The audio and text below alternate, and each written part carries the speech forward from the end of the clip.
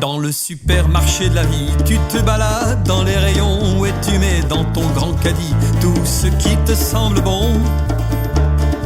Seulement voilà, y a un problème, juste à hauteur de tes yeux. Tous ces produits que les gens aiment sont bien plus chers puisqu'ils sont mieux. Dans ce monde de consommation, t'es formaté dès le plus jeune âge. Tout semble offert pour si peu de ronds, bien présenté sur l'étalage. On crée des besoins ici-bas, maintenant tout devient nécessaire. Il faut que personne ne voie que t'as un pied dans la misère. Alors tu as fait des crédits pour tout payer en 5000 fois. Qu'importe si t'as plus un radis, pourvu que personne ne le voit. Un dossier à la Banque de France, te voilà pieds et mains liés. Tu avais compté sur la chance et te voilà surendetté. Un jour, on passe à la caisse. Tôt ou tard, il faut payer. Quelle est donc cette richesse qui te rend si déprimé? Mais il y a d'autres esclavages dont tu es peut-être victime. Il y a bien d'autres mirages qui pourraient expliquer ta ruine. Car les exemples auxquels je pense, la tyrannie de la haine ou la mauvaise conscience, ce sont des boulets que l'on traîne. On fait du mal impunément en pensant que ce n'est pas grave. On prononce quelques mots blessants et sur d'autres personnes on bave. On a beau croire qu'on a raison, se trouver de bonnes excuses, on s'enferme dans la prison de notre conscience qui nous accuse. Comment on fait pour s'en sortir, pour pouvoir vraiment aimer? Écoute Jésus qui veut t'offrir le moyen d'être libéré.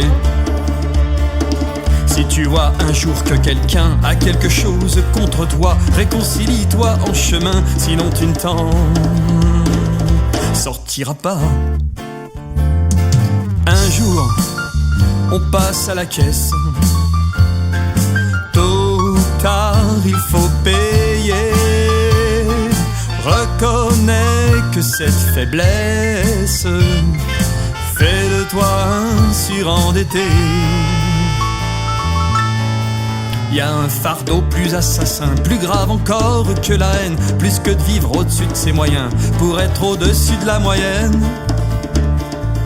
Et là encore, c'est les mensonges avec les faux raisonnements qui expliquent pourquoi les gens plongent sans s'inquiéter du jugement.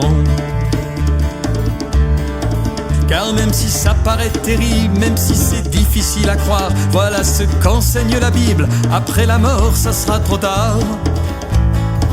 Un jour nous devrons rendre compte pour tout ce qu'on aura pu faire. Et malgré tout ce qu'on raconte, ce jour viendra, c'est notre affaire.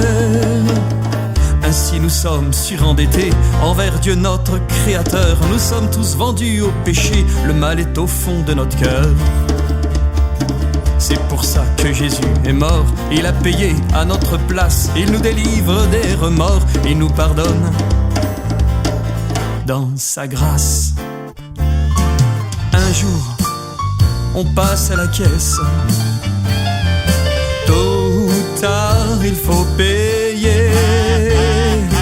Il est temps que tu t'intéresses aux moyens d'être pardonné. Il est temps que tu t'intéresses